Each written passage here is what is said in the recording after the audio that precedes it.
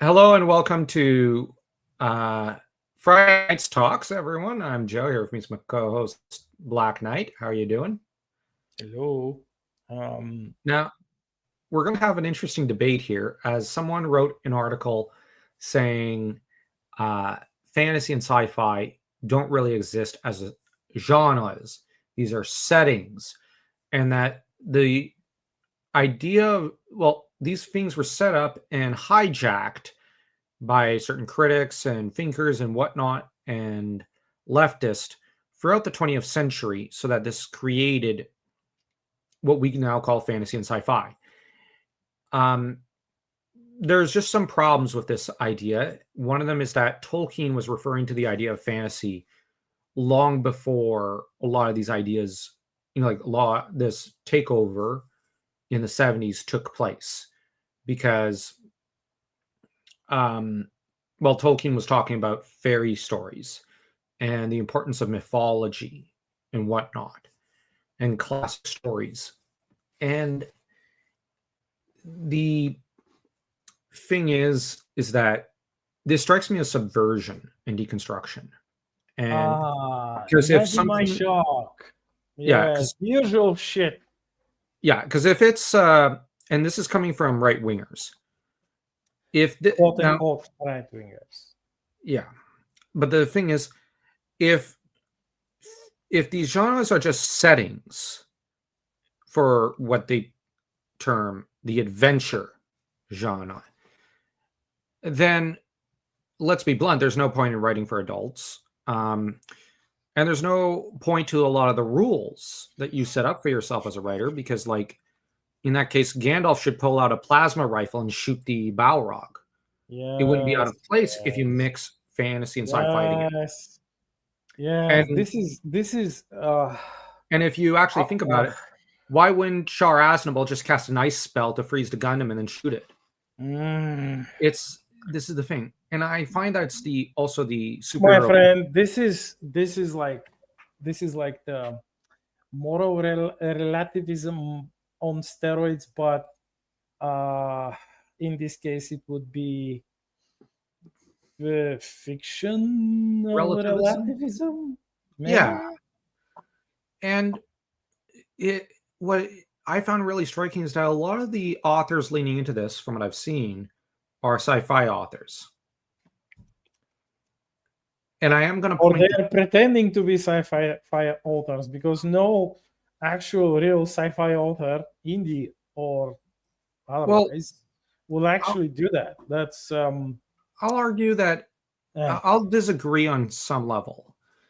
I'm going to say that it's seeming more and more to me like sci-fi is a liberal genre, that it hijack. no, like that. How do I put it? It runs countercurrent to tradition and whatnot, and it is a genre of progress, of the advancement of technology and humanism and whatnot.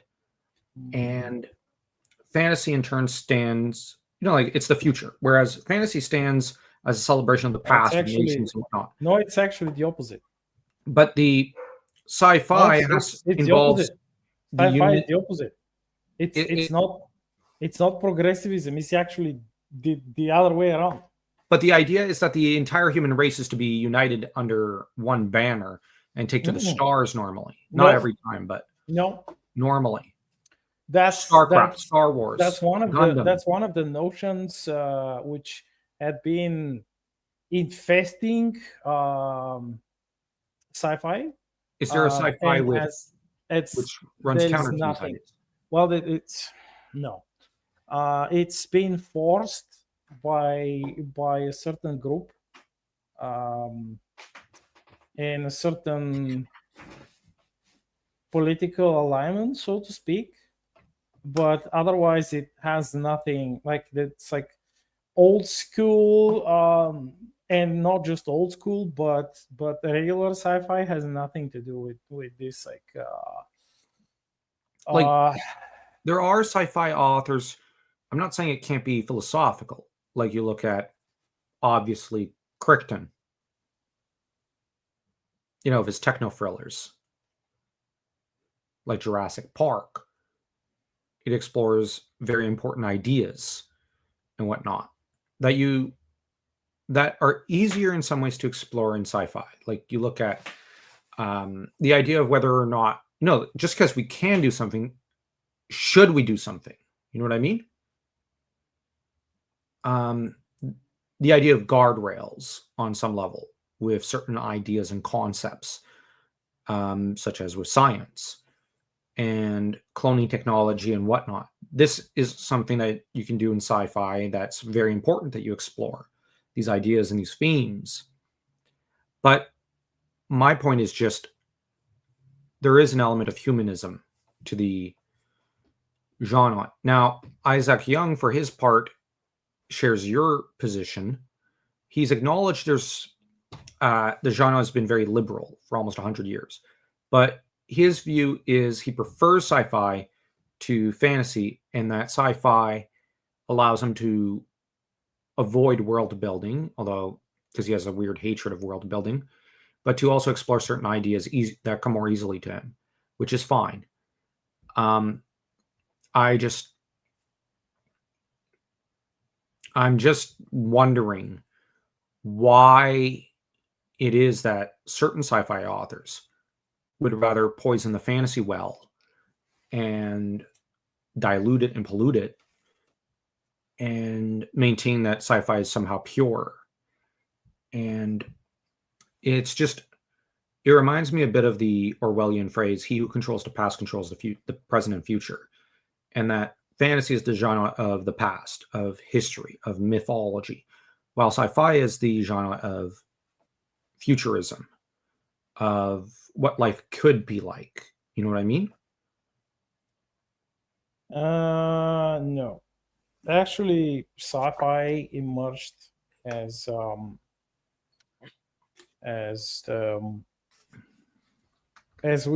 mean, if you remember, we talked a lot about the spirit of truth and the spirit of hope.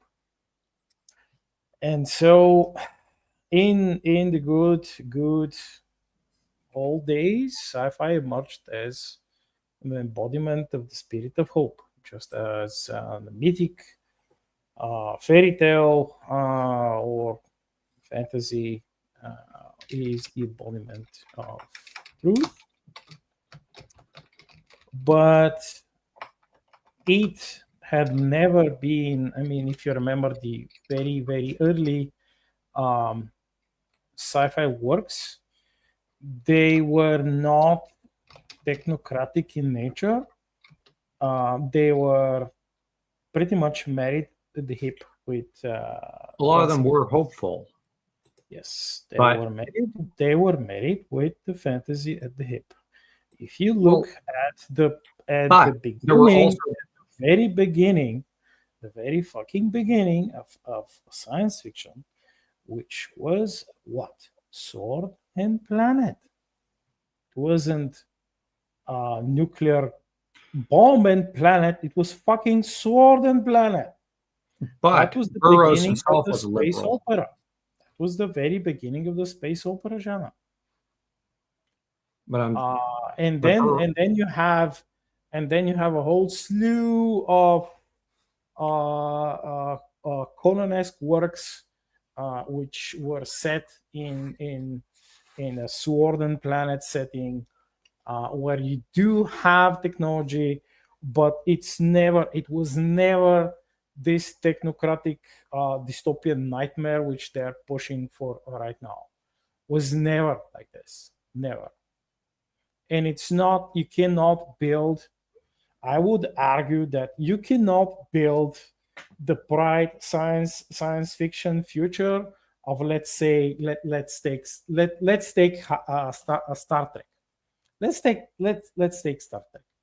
You cannot fucking build any of it without relying heavily on the past, meaning that if you want to have this futuristic, quote unquote, progressive utopia, you cannot build it without the past. meaning that to build your futuristic progressive utopia, you have to go back. Yep. You have to go back to the past, meaning where? You have to go back to the fantasy. You have to go back to the creation myths. You have to go back to the legends. You have to lean heavily on them. Although Otherwise, sci-fi you exists don't within a have context. anything. No, I'm just saying it exists within a context that is like Burroughs was a liberal. He was a hyper liberal. And a lot of the ideas in sci-fi that were idealistic was about people coming together. Like there were positive ideas. I'm not saying it's all negative, but it was predicated on ideas that are opposite to fantasy. A lot of fantasy in the modern age seems a lot of the authors like Howard and Tolkien and even Dunsany had a fear of where technology was going, where industry was headed, whereas science fiction was idealizing where it was going. And I just view these as two opposite perspectives.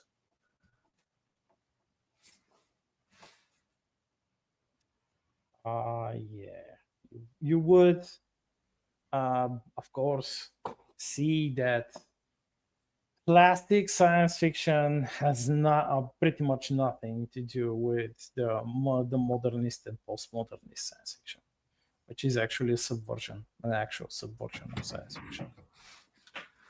And science fiction, as you know, my own personal opinion, and not just my own personal opinion, but the opinion of quite many other authors, is that science fiction is just a well encapsulated and needed progression of advancement of this myth, this ancient myth making. You actually need it. It works hand in hand with fantasy. It's not out there to destroy it or Well, I'm not saying it's out there to destroy it. I'm saying these things exist as opposite concepts. So like, how do I put it? It's like opposite colors, like dark green and bright green. And that these are completely different forces within the human psyche and within literature.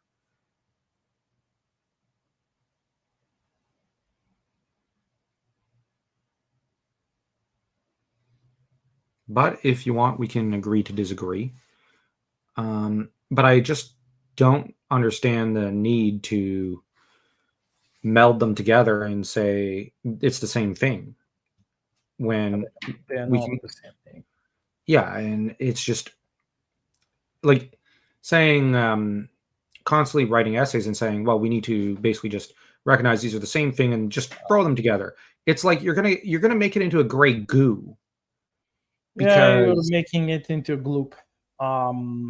yeah, like Yeah, if I am if I'm the one to speak, because I have used various elements of classic fantasy sure. and also classic science fiction. I'm not working with Yeah, with the delusional progressivist version of I know. modernist science fiction, and that's why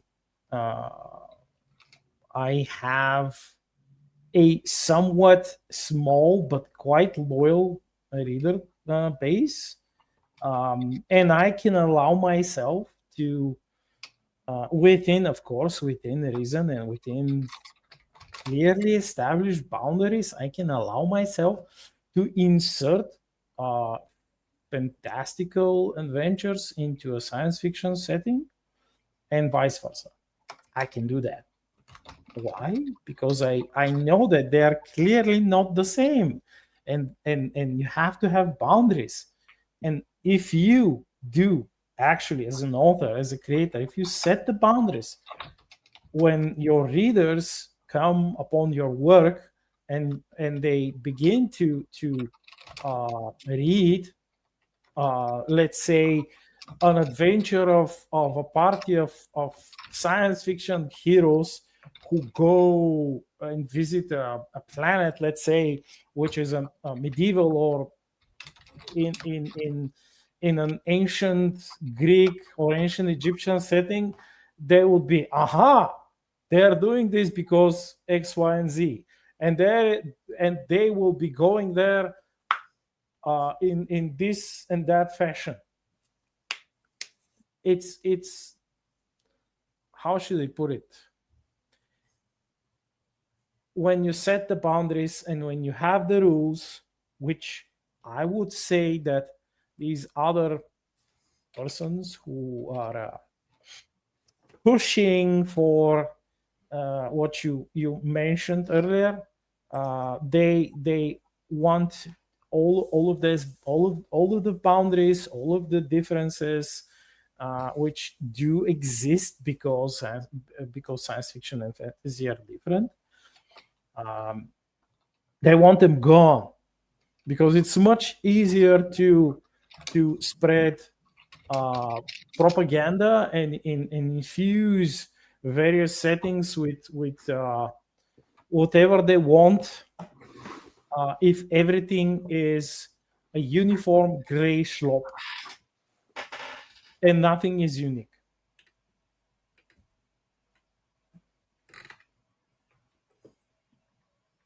And recently I had a chat with one of my new subscribers. I will not say who she is, but she read one of my old, well, it's not that old, but one of my older novelettes, which I published on Substack. It's a piece which I wrote for one of my anthologies. And it explores characters who are part of the Star Shattered universe, but they are clearly one of them specifically. He is clearly a quote unquote a fantasy character, a medieval like character, who sees and accepts, let's say, high technology. He views it almost like, well, yes, our benevolent protectors, they use this magical device to transport us there, but they claim it's not magical. It's something like, they say it's technology. Yeah. But I know that they're being humble, and it's actually magic that they have received from the gods.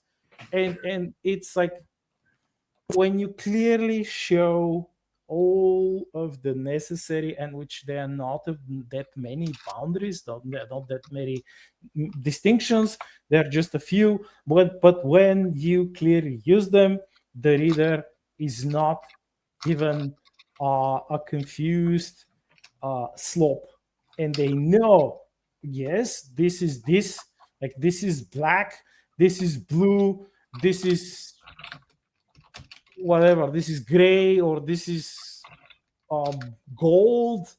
They know, and they can enjoy themselves, and they can immerse themselves in whichever element, be it the fantasy element, the fantastical element, or the science fiction element. They can enjoy all of it because they are not Now, overwhelmed with this but the lack thing of is, distinction. If you have yeah, lack of distinction, then you have confusion.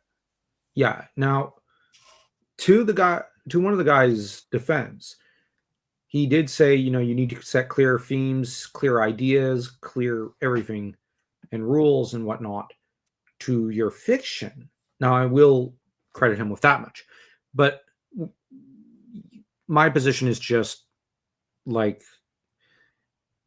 by reducing these genres to mere settings, as these people hope to do, you undermine and you lower their importance. Yeah, It's a you're destroying. lowering.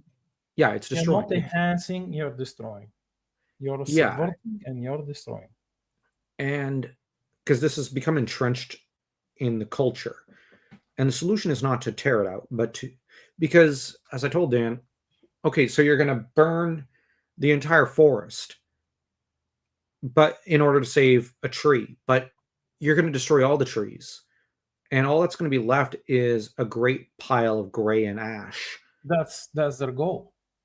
And and the what are you going to build in the like afterwards? Well, you're going to have to rebuild the forest or turn it into farmland. So what are you building? And it's just like, I've seen the leftists say fantasy and sci-fi and horror and whatnot don't actually exist. And it's just, I see it now on the right wing, and I kind of wonder about the wisdom here of claiming you're winning some sort of culture war fighting it when you're swiping your opponent's arguments and arguing the same thing that academics have said in universities for like 60 years. And yet, with that said,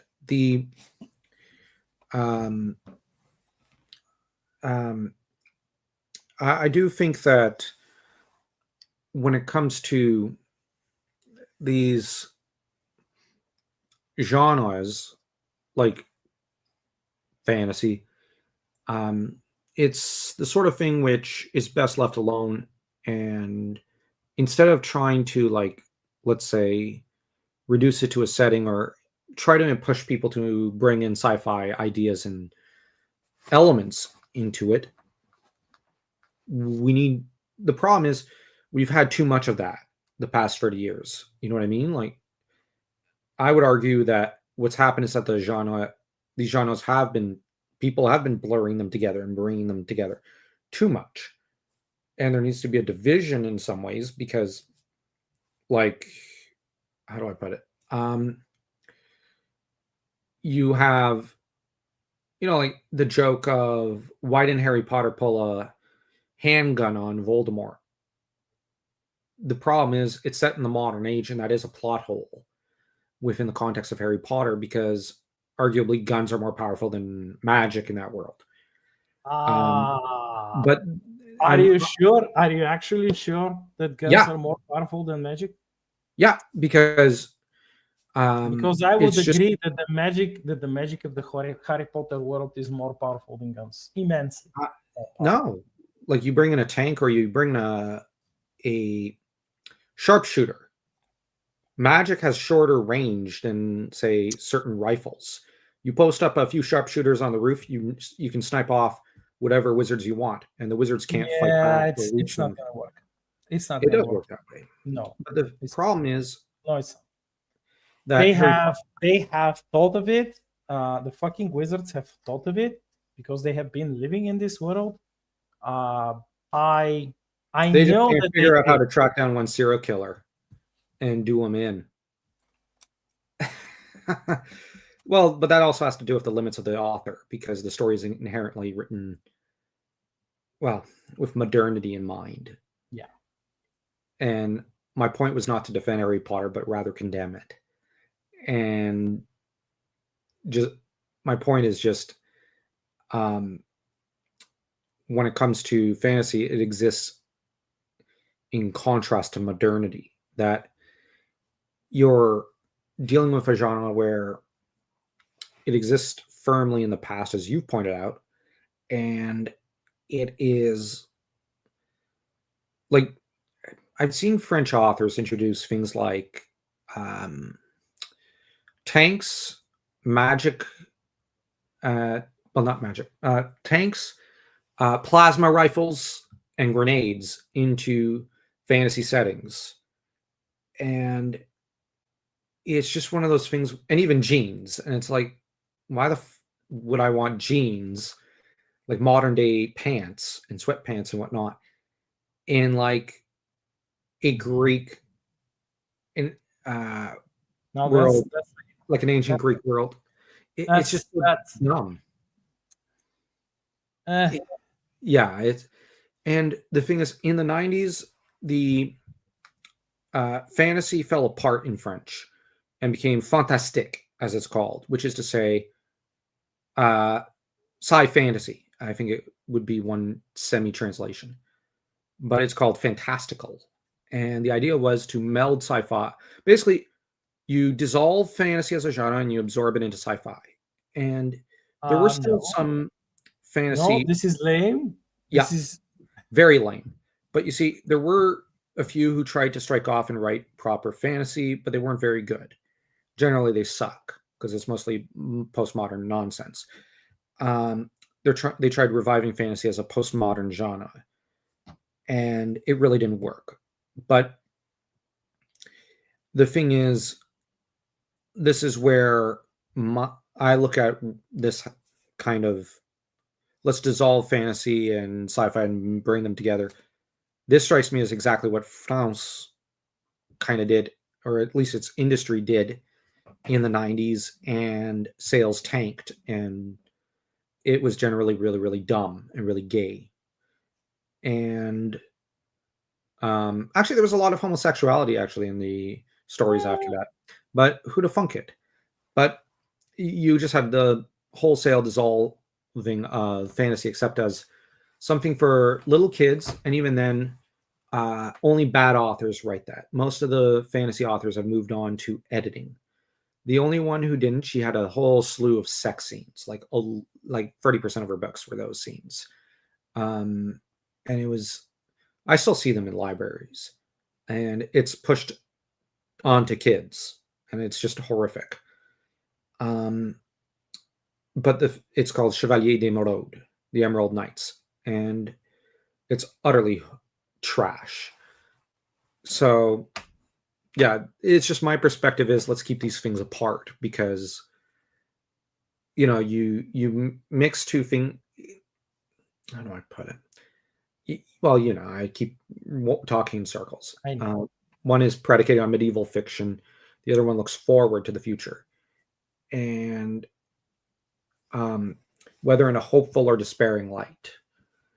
But the thing is, it's just, I'll be honest, I'd rather read George R. R. Martin than and his Game of Thrones series than um, a lot of the fiction of those who say let's dissolve these two things and put them together, because like, there's just a lack of respect for literature, I think. And there's also the fact that there's a historic, like in terms of the history of literature, there's an illiteracy there with regards to like Homer wasn't writing science fiction. There are no spaceships in the Iliad. There's instead gods and demons, and well, maybe not demons, but like there's gods and half gods and men fighting over a city and over the love of the most beautiful woman who's ever lived. And maybe we just need fantasy to be more grand again.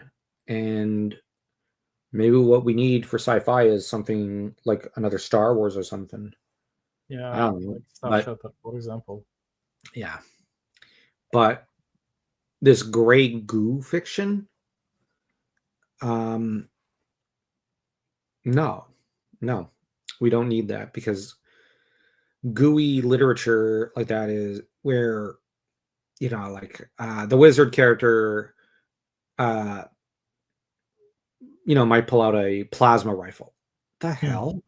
But I also don't want to see like Obi-Wan suddenly cast like a fireball spell. That would be like, where the hell is that coming from?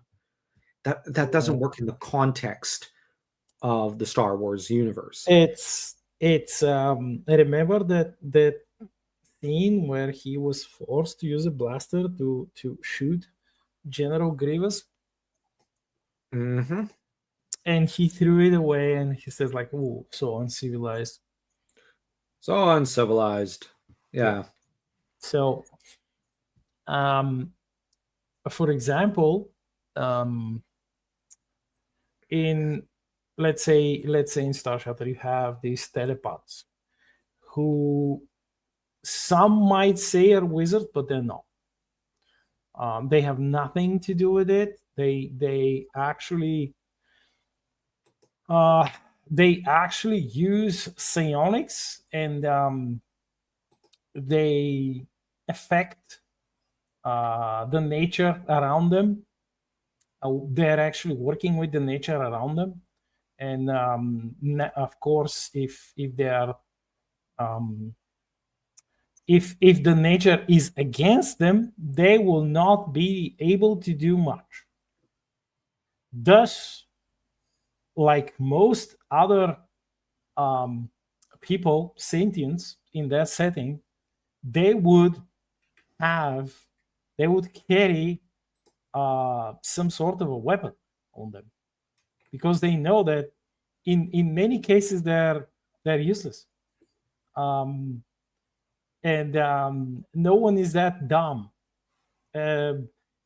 especially those who know that like they've tasted higher limits of power, and they know what they possibly are capable of, and then they have witnessed, they've tasted the no power or like pitiful levels of power, and they're like, no,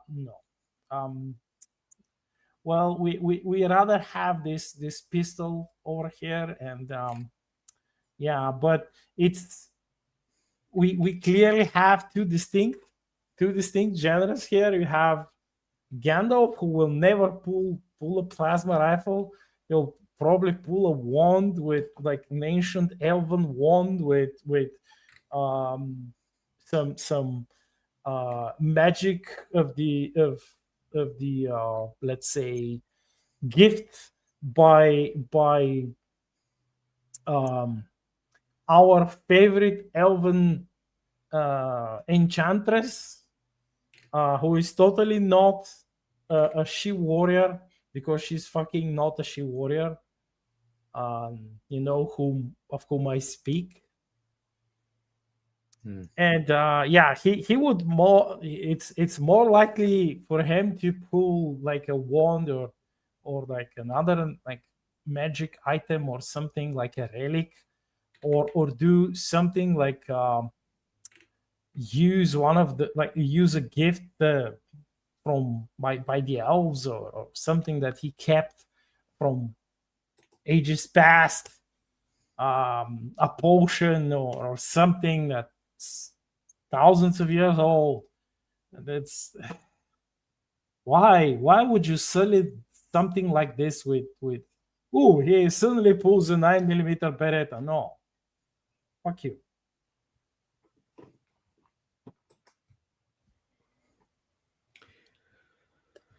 But for some people, they want to see all that stuff. It just strikes me as a bit of a lack of imagination. Yeah. And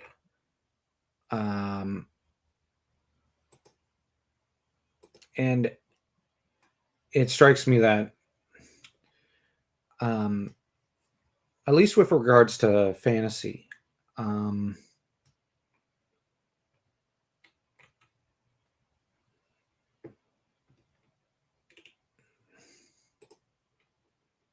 and I just wonder if with regards to fantasy, if it's a matter of suppressing, like whether they realize it or not, like a bit of a burn the past, you know, like the woke have been saying, like burn the past. Well, you know, like you can't do that without consequences, but he who controls the past controls the future. And if you mix fantasy with sci-fi also loses its value. If you burn the past, you will not have a future. Yeah, And precisely. if you burn the past, if you destroy fantasy, you cannot have science fiction. You will literally destroy the foundation of science fiction.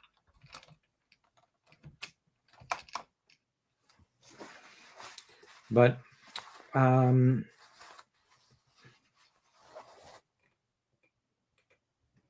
um,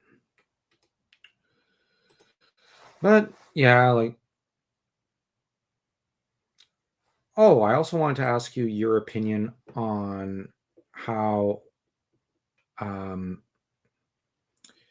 the now this is going to be a slightly lighter topic before we transition to the plugging of your work and whatnot and exploring, whatever question I have for it. Um, what do you think of the stupid Substack change with the dashboard being moved from the top right to the bottom? I Uh, freaking hate this. Sorry. I um, know, like, this is so somewhat random, but I'm mostly a it's not Substacker. This it's pisses not me random. off. I can tell you that I've already lived through something like this, but on another platform called Minds. Minds.com. Uh, Yes, they they did the exact same. Like they made the same mistakes. Um, they thought that they could transition, they could transmogrify from highly successful niche social media network, where Mhm. you have like a bunch of indie authors, musicians, poets, Yeah.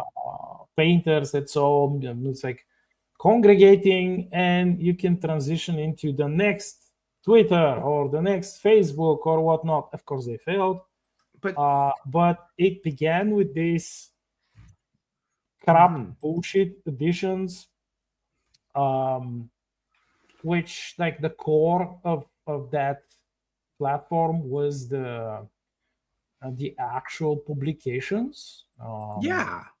like Well, the I would blog argue. section publications, and they destroyed that. And by doing that, they destroyed themselves, because they made them so impossible to notice by changing the GUI, Mhm. just like they are doing right now. They're shifting. Oh yes, we're going to do this. Why? It's useless. The change, it's not bringing anything new. You're just shifting things where they are probably not supposed to, because some whiny bitch or some In faggot IT, screeched because I didn't want it to be there. Yeah. No. but like, how is it that IT is always so retarded as to think, well, I'll It's like improve the this. IT is not, I would argue that the IT is not retarded, but the morons who are bitching about, oh, we want this change and we want that change, they are the actual retarded ones. Fair. Because I know actual IT guys who constantly complain about exactly that. They're like, yes, we did what we created the features that you wanted us to create. And the retards are like, Well, I've known both types of IT. Like, I've worked with some IT guys who are like, they want us to change these in bean counters. But then I've also seen some IT who are like, oh, let's change it. I've just improved it. But see, like 290 some complaints later, where people just filed this massive like petition complaint on campus, and we're like, no, change it, like change the university site back to what it was. But we improved it. No, you didn't. Hey, it And was. um, they changed it back, but then like a few weeks later, they changed it, to their modification again, and then changed it once more a few weeks after that, and then said, look, this is what we were always aiming for, when it wasn't. And it's like they kept moving the goalpost. Yeah, But yeah. That's change for change's sake. That's but just I've that's seen useless. I've seen one IT guy who worked there who wasn't like that. And when he saw what his coworkers did, he was like, listen, I'm not responsible for that. He's like, I've been fighting against this for a while, and I basically get overruled. Or they just do this at 2 a.m. in the morning, and I gotta try to tell them like change it back, and he never won. But like, you know what I mean? He was always like, oh, for fuck's sakes. So I've seen both sides, but it's just like with this change, why move the top right? For heaven's sake, it's in the top right for a reason with dashboard, and I can rotate through all my publications. Why would I want it in the left-hand corner where nobody can see it? And nobody is gonna see it. You know what I mean? It's horrifying. It's lame. It is beyond lame. It's really lame. They're actually doing self-sabotage, but they're not aware that they're doing that. How can they not be aware? It's like this happens They're every not aware. time. This is like, I can tell you because the devs, Minds devs, they were not aware also. And I had been in direct communication with them back in the day when they began to destroy their own site, destroy their own platform for idiocy's sake.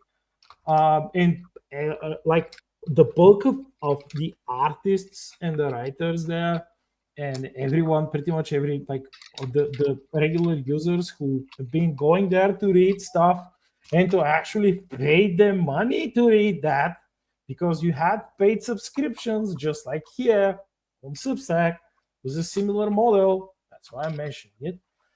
And they're like, hey, but we made it better.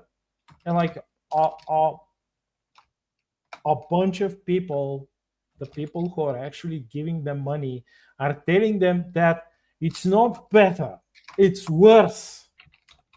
It's getting progressively worse. But they are like, no, we're making it better. You don't know anything.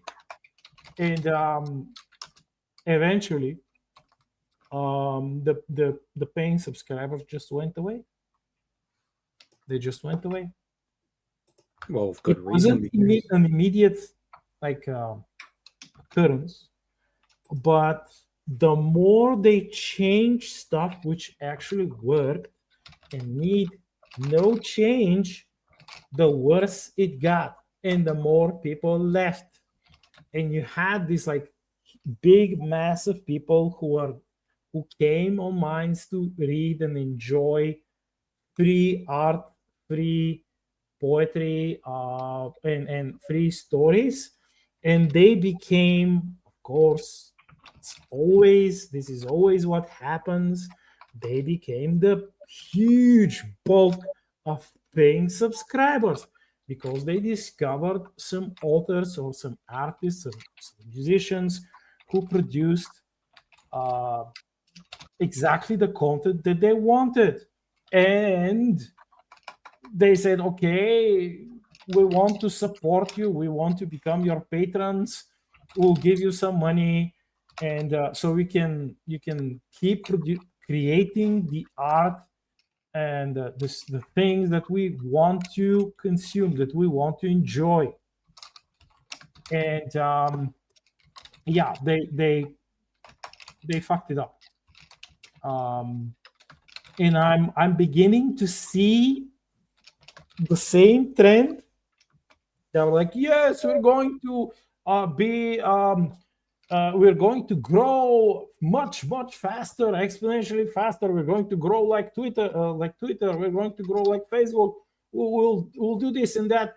And the core audience, the core people who actually paid into the site, they were like, but no, that's exactly why we came here, because you're not Twitter, you're not Facebook, but no, we want to do it faster, we want to do this and that.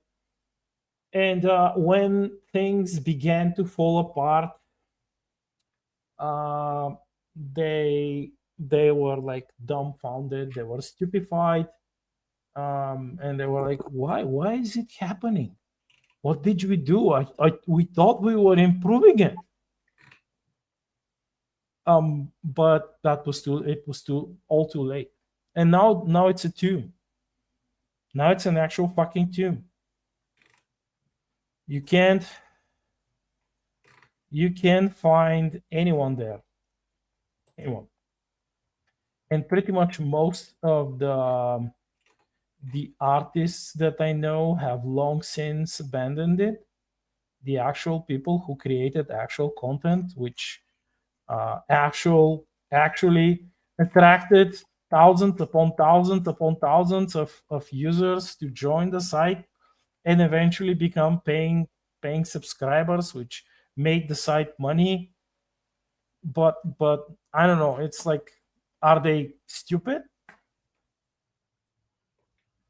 That's the actual question. Are they stupid? Yeah, that's fair. Because changing the UI like this, I don't get it. And This I is how just it starts. and I just logged into the site and they changed the UI on the dashboard thing. Like the once you click on dashboard and you're in, they changed it again, the visuals and whatnot. It's like the It's visuals look, useless. It's pointless. yeah, like the visuals look fine. There's no, like I'm gonna be honest. I'd rather they focused on like upgrading like the video size you can upload from 20 gig to 40 gig, or like because they're going slowly and steadily. You know what I mean? But they keep these sites like Minds and Substack keep wanting to like accelerate to be the next YouTube or Twitter. But it's like you're already on track for that. You just need to be patient and wait the next 5 years. You know what I mean? Yeah, Like, it's not even the next 5 years. It's more like the next 2 years. But they're not yeah, even you're right. You're right. willing to wait that, which is stupid. It's stupid. Mm. It's like an athlete who sees the finish line and says, "Wait a minute, wait a minute. I want to cut off my right leg because this way I think I can reach the finish line faster." And even his Yeah. competitors were like, "You idiot, stop cutting off, like stop chopping off your right leg. You will like you will never reach the fucking finish line." And the entire audience who has been cheering for that athlete, they're like, "Stop cutting, stop chopping off your leg." And he's like, "No, I'm going to chop my leg off because this is how I'm going to get to the finish line faster." Yeah, and it's like everybody's cheering for you. Why are you doing this? And like, I'll be honest, I'm hard pressed to think of a single person who's actually like, oh, I don't want Substack to succeed. Like everyone, like even like the normies I know are like, oh, I hope that website keeps growing because Twitter's just terrible. It'd be nice to see something positive take its place. Like, no, that's the general attitude of everyone I run into online and offline.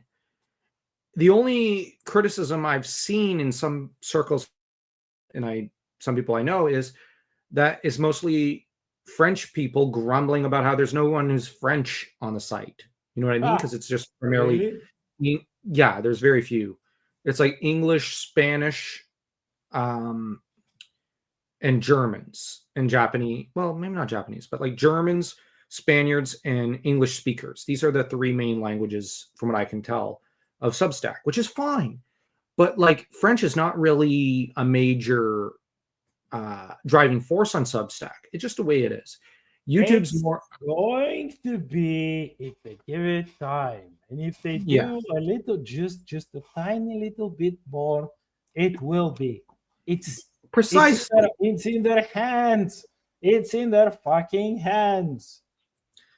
It's like what's the saying? Seizing defeat from the jaws of victory. It's like Yes. you've already won the war. Twitter's in Exactly. decline.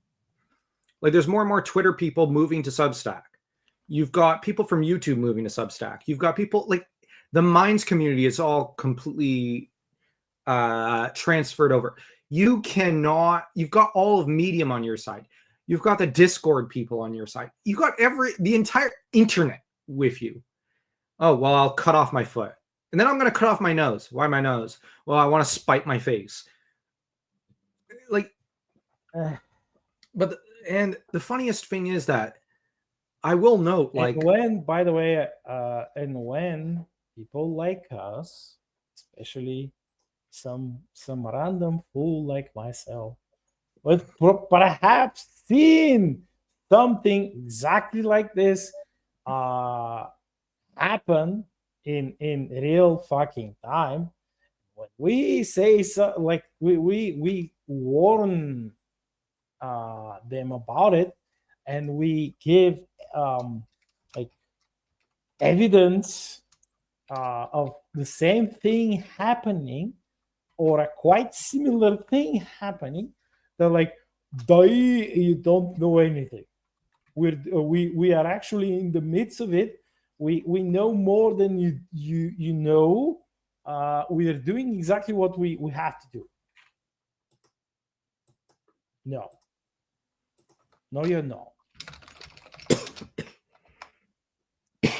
Sorry, my throat suddenly Yeah. gave out. But anyways, um, And now the stupid so-called spam filter, it actually creates more spam. The very existence of it, have you noticed, there is oh, my something, throat. it creates more spam. It does not fight off the spam, it actually creates fucking more of it. Mm. Okay, I thought I was annoyed. You sound much angrier about what Substack's doing. I'm probably angrier because of Dave and a bunch of others who've been steadily growing uh, the user base of Substack by thousands, fucking thousands combined, like all of them combined. Um, and then they're like, "Oh yes, you're creating spam posts. We'll no, Because it's the like, small stacks that yes, help build up the larger ones. but without the small stacks, the so-called quote unquote small stacks, the big stacks, they Have cannot nothing. exist. They have nothing. Yeah, If I do not think of myself as like some like super important uh author, but if, like, let's say 50 50 stacks like mine vanish, oh, they're going to fill it. They're going to fucking fill it. And things are slowly and gradually progressing to a point where everything which happened on mines will begin to transpire here on Substack, and it's going to die. And it's not going to be a natural doom. It's going to be an engineered, a self-inflicted doom. And that's why I'm annoyed, because I've already seen it.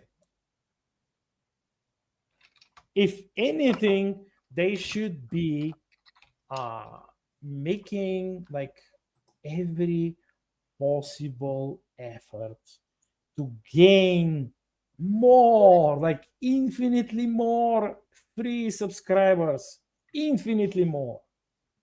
Because from my personal experience and the experience of other creators on different platforms, the more free subscribers you have on your platform, the greater the number of like paying subscribers consequentially will be. And I think on Minds, if I'm not mistaken, it was for every 100 free subscribers, you got about 36 paying subscribers. So out of every 100 free subscribers, you gained for the platform, for the entire platform, of every 100 free subscribers, you gain 36 paying subscribers. Are they stupid? Are they dumb? Why are they like? Why are they committed to useless short-term solutions, practically uses short-term solutions, which are actually shooting themselves in the foot while ignoring the long term.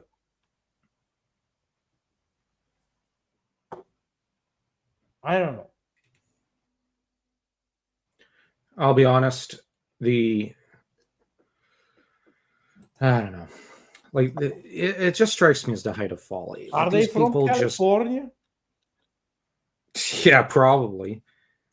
And like, I'll be honest. Like, YouTube, Oh, YouTube may, is may have found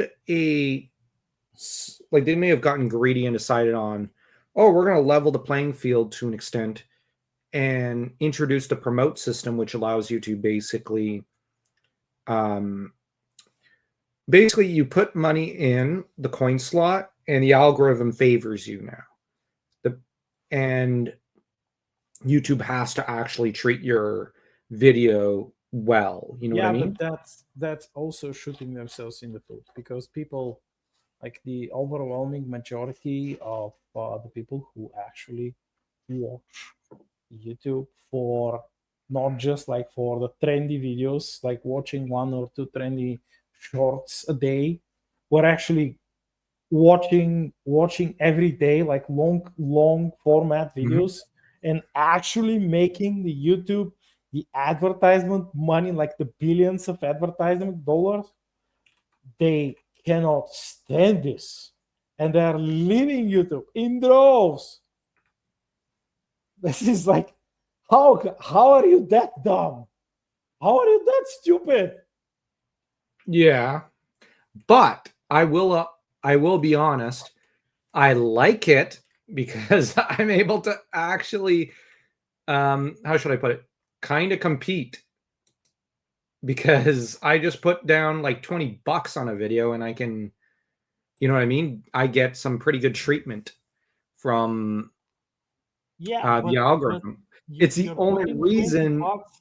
You're putting 20 bucks while some whale is putting 20,000. You cannot compete. This is a No, I system can't. which is, it's not created to favor the the the people who actually maintain the system. The I know, overwhelming majority, people who but actually maintain the actual system, they are not favored, they are in favor by but this. all but that being said, I like would say that with if the audio, if a company would try to do this and actually implements this in Star Shuttle, ISEC would pay them a visit quickly. They will ah, pay them a visit, and well, they will convince them to still I either like it. stop that, or they will be branded as a gimmicky company. Like no one is going to kill them or send them to a gulag, or like uh, uh, All the uh, same, I like say it just that, because. yes, I'm going to give you like the so-called state will incur like penalties, like monetary penalties. No, no, no. They're just going to you're going to have this like blob appear on your gnet when you try to when you begin to interact with that company's site, and it will say, like, it will give you the true information, and you will make a decision. Yes, Well, it might work on a tiny level, but yeah, I know it's not good for the company, but I like it because I'm getting my audio drama more eyeballs than I would otherwise. You know what I mean? I don't think that it's going to work well in the No. long term. In the long Oh, term, no. it's going to be supremely It, disastrous. it's a stupid It decision. always it always does. No, So I agree. I agree. But I'm just saying, in the short term, I'm enjoying it. And YouTube has In too the much. short term, yes, and this is one of the major points, which I discussed with some of my teachers and my professors back in university, and they always, especially those who were professors of uh, economics, and international monetary developments, and also corporate um, But growth. you're right, They because there. always said that if you are involved in some like entity like this, and you get like for example, like entertain the notion, my friend, you're at a meeting, at a board,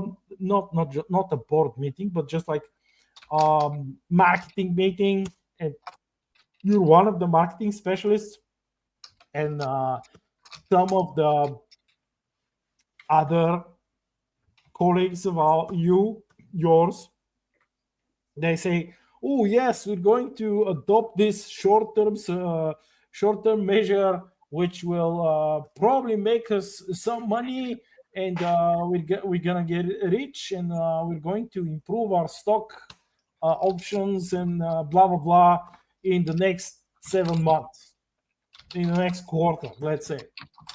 But you look at it and you say, what? Well, but that's going to fuck us in the ass for the entire like next 5 quarters. Yeah, all I'm saying is Why would I that do? it is funny, but it is a really bad decision because they're trying to get their cake and eat it too, so that Oh everyone's going to no, start no, no! paying It's into not. their It's system. not. It's not having their cake and eating it too. It's having a whole container of cake and eating a full container Yeah, ship of cake. that's what they think it is, but they're shooting themselves in the foot. I do agree, but I can at least enjoy the show with popcorn and like just point and laugh at them, and like it's I don't know. I think it's funny, but it's also because the algorithm's so odd, it's useful to like you basically have to put the coins in a slot with YouTube these days just to get the algorithm working properly. But it's a hilariously bad decision on YouTube's part. It's insanely it's suicidal. It's greedy. It's a suicidal decision. Yeah, it's Um, greedy. it's it's pretty much in the same ballpark of decisions, like of stupid decisions, of financially ruinous decisions, like let's say the Dylan Mulvaney situation with the beer, um, or the Cracker Barrel situation. I still don't understand what happened there. Well, they were like trying to virtue signal and say, oh no, it's like we have to change the logo because it's we have to like modernize the logo. It's too old. It's like it panders to Dashboard thing on Substack. It's whiteness like we got to change and it bullshit, and they changed it, and their for no company reason. lost huge chunk of their stock share, which is like billions, I think. And now they're totally fucked. They're absolutely fucked, and they cannot reverse it. You pretty much cannot reverse this. It's just like the Dylan Mulvaney situation with that retarded chick, which is like, this beer is just, we have to change the culture. The stupid frat man, like fraternities guys who are drinking that beer, we have to change them. They're dead now. They don't exist. They no longer drink our beer. We'll change everything. This is like our beer is now is trans now, and like the actual people, the actual gay people, like, Well, no, fuck you. And everybody else who was actually buying their bill, like, okay, Yeah. so you hate us now? Now Well, we okay, fuck you. And we and they, do they we lost. They yeah lost billions. we do have, however, something very unusual that's happened for this channel. An elf friend has shown up. What? Well, we have a listener. Ooh. All the listeners are usually after the show has been broadcast. So we actually have Elfren in the chat. So that's pretty funny. And we might as well shout out to Elfren because she played at least one role in the Crown of Blood audio drama. I'm hoping to get her in for another role, either that or to ask her to participate in the Darkspire conspiracy audio drama I want to put together for in a few months. Because she was actually pretty good in the role. So, and she has a lovely Tolkien channel, which Someone was asking, one or two of mine were asking how terrible was my voice acting, and I said it wasn't that terrible, and they laughed. no. I bet it was shoot, I'm bad with names. I bet it was the two dudes from the campaign. I have no idea. I am, by the way, I'm quite like I'm expecting people to love if you, of course, if you're able to do exactly the same. We're going to post it. Hopefully, if you allow it, we're going to post it on your channel because my channel is pathetic. I have like 20 subs or something. But if you like, we could, after you complete everything, we could try recording the first Province of Terrans novella, which I published on Substack, and was overwhelmingly cherished by a whole lot of readers. Maybe So I don't know. Maybe it depends. maybe what can be done with that is aiming for like because Crown of Blood will take all the way till December 2026 from what it's looking like around there, like just with how long everything is. I Darkspire, suspected something like that. yeah, Darkspire will probably last longer, but I'm wanting to start in January or February. But with Star Shatter, I wonder if it'd be possible to start around April. I will. Which would mean that like casting would start for Darkspire. Like I'll have to start soon, but then once that's completed and I have the majority of the roles hammered out and selected, look into maybe around the end of November or even in January to see about casting for Star Shatter. And because I know there's Star Shatter and there was another story. Cripes, my memory today. Which one? The fantasy ones? No, it was another author. It was another author who wants to do. It was the people who read the fantasy novella, which is like the full novella, and these like the Star Shatter, Province of Terrans, the three novellas. They are full novellas. People really loved my shadow fantasy, Blood and Frost.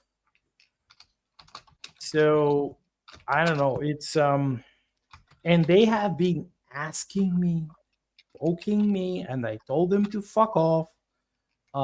What were you like? What were you thinking? What would you say about them? Did you read them? Who was your favorite character? I said that the actual Frost was your favorite character, and they shut up.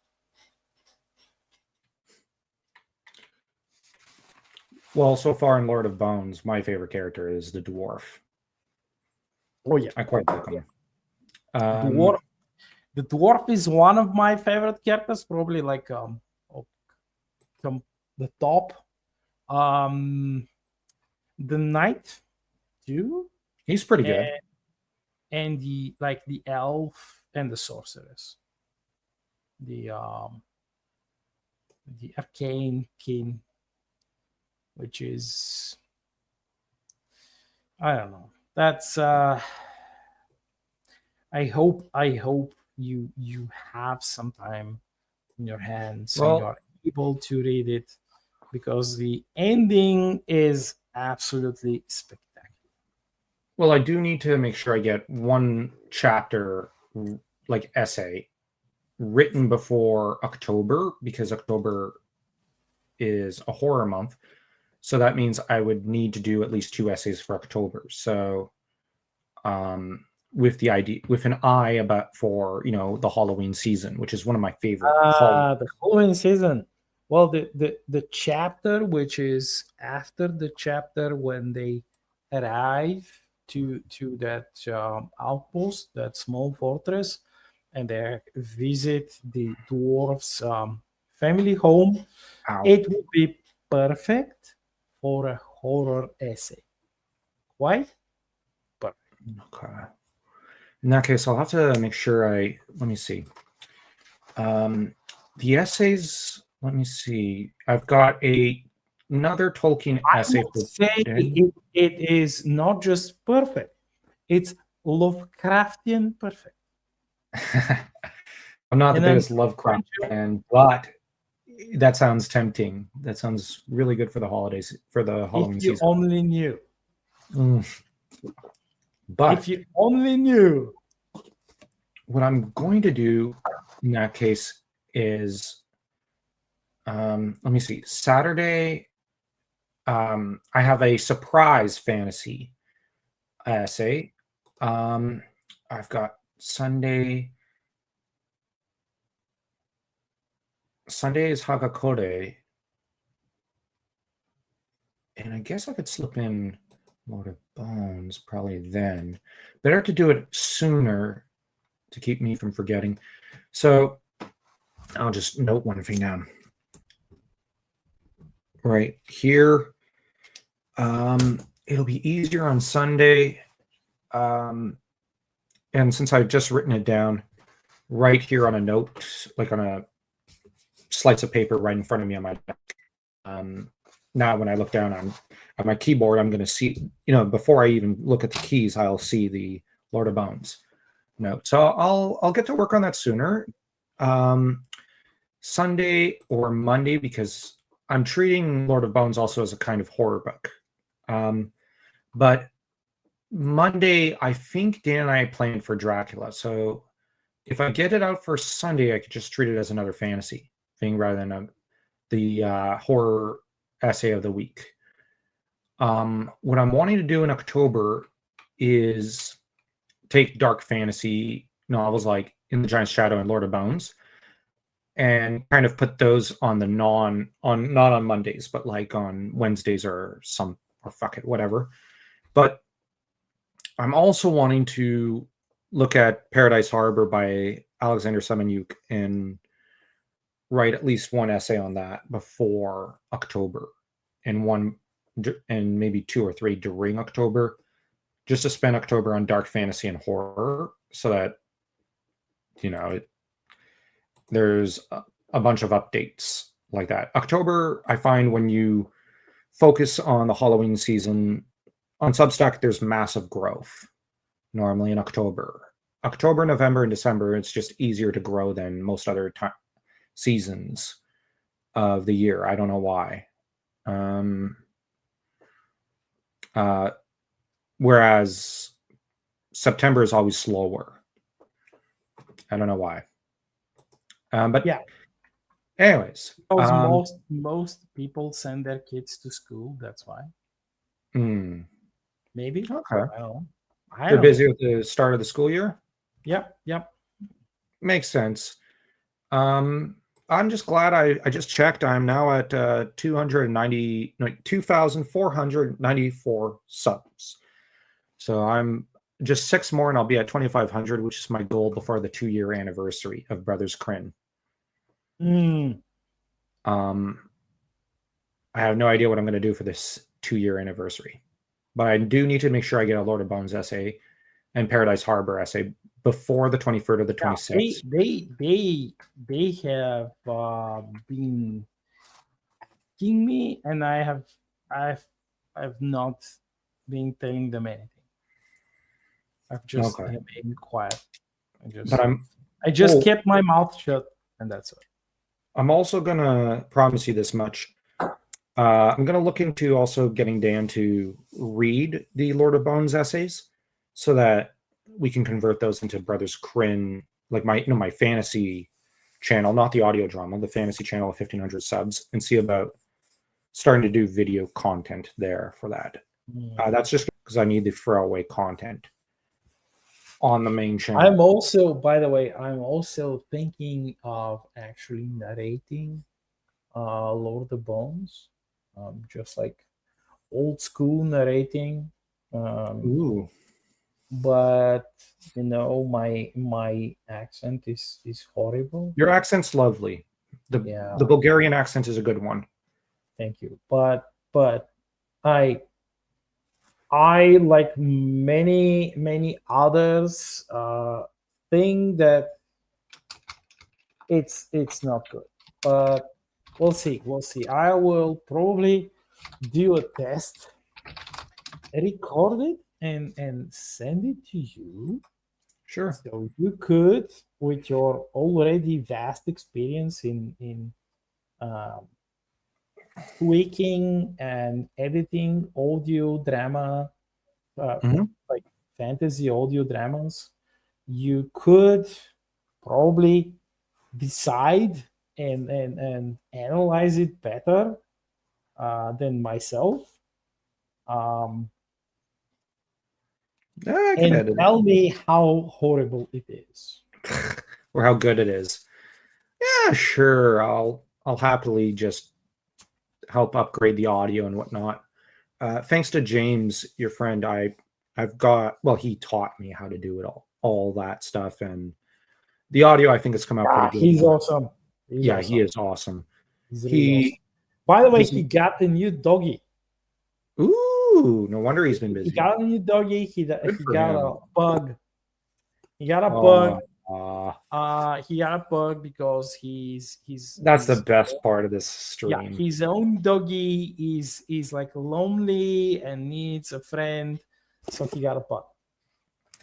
Well, I was just gonna say, like, the bright side is that he's been so busy he didn't get my messages begging him to do the he's insane Fire conspiracy trailer, and he's like, oh, I just got your message, I've been so busy, I can't start immediately. And I'm like, bro, like, I know you've been busy, like, I've been paying attention, don't worry. Yeah. And it's going to be a few days, perhaps a week or something, maybe 2, before he even has a trailer ready, which, like, and by the way, it's a busy time of year. They're going to fucking kill me if I don't deliver something like audio drama related next year. They're going to kill me. They're going to send a full armada, like the fucking Tazaran Imperium is going to send a full armada, and they're going to orbital bomb me with particle beams. So that's a threat.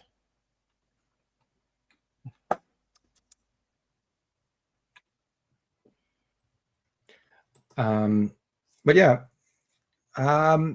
We can't have that happen, so I'm going to let you go so you can get some sleep and get to work on that tomorrow or something. I don't know. What were you about to ask me? No, like you already talked about Star Shatter, and I thought, Oh, well, that's fine. Next time, well, this time we had a bit of a heated debate, but hopefully that'll get more viewers on this channel, and more people, you know what I mean, coming in.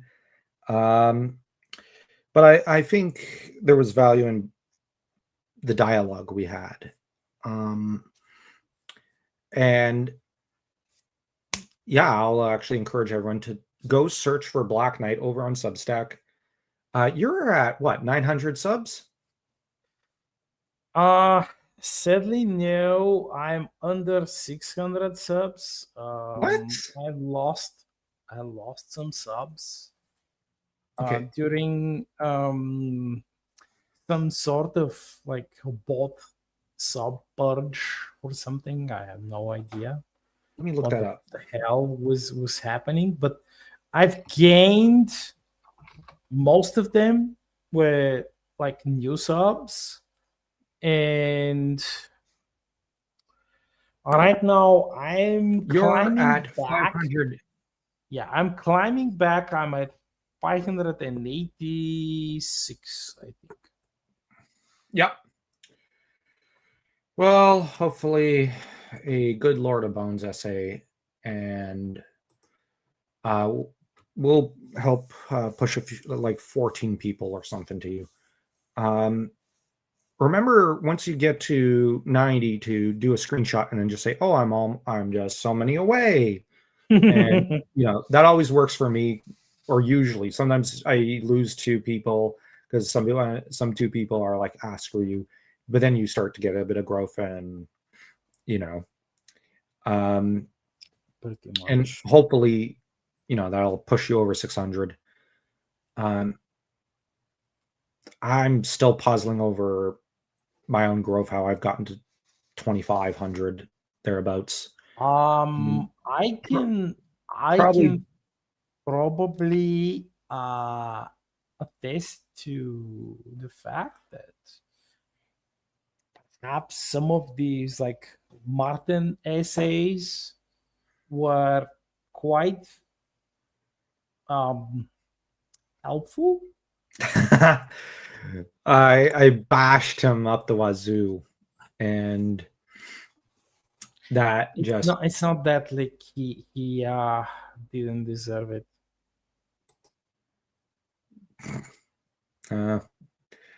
Oh, Elfriend said, "Help me get my 500 on here." Oh, well, good for you. I never thought that would happen.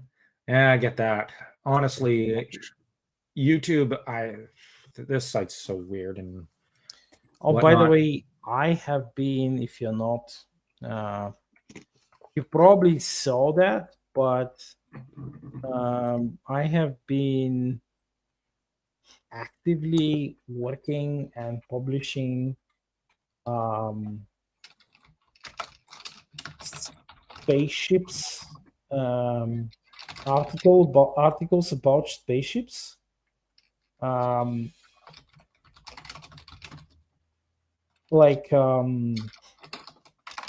Spaceships in relevant to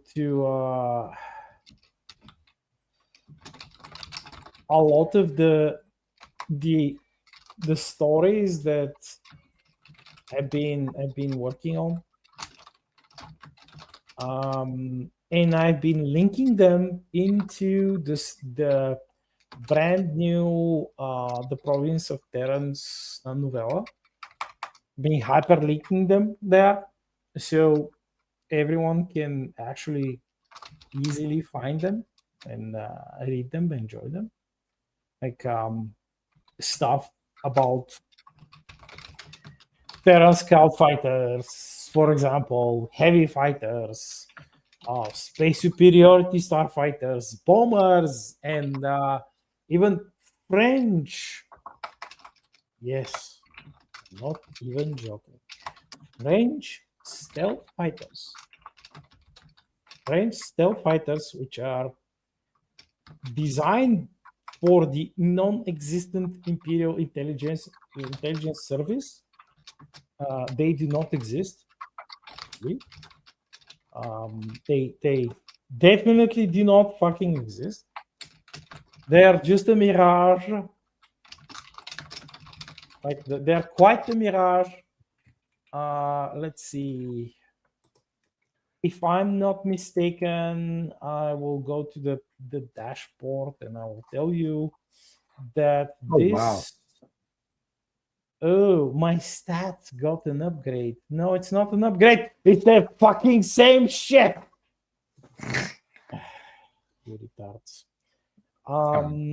I really got to get going. Yeah. So it's it got like over 200 views, I think, if I'm not mistaken. The Phantom, page 300.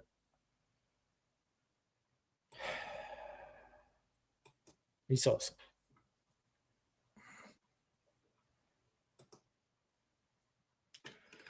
Well, either way, check out the Black Knight over on Substack. Let's get him over 600. Also, if you're on YouTube, check out Nell Friend because, well, she's pretty fun. I need to do that. And, you know, she's a brilliant voice actress and a good narrator for her Tolkien videos. So check these people out. And until next time, toodles.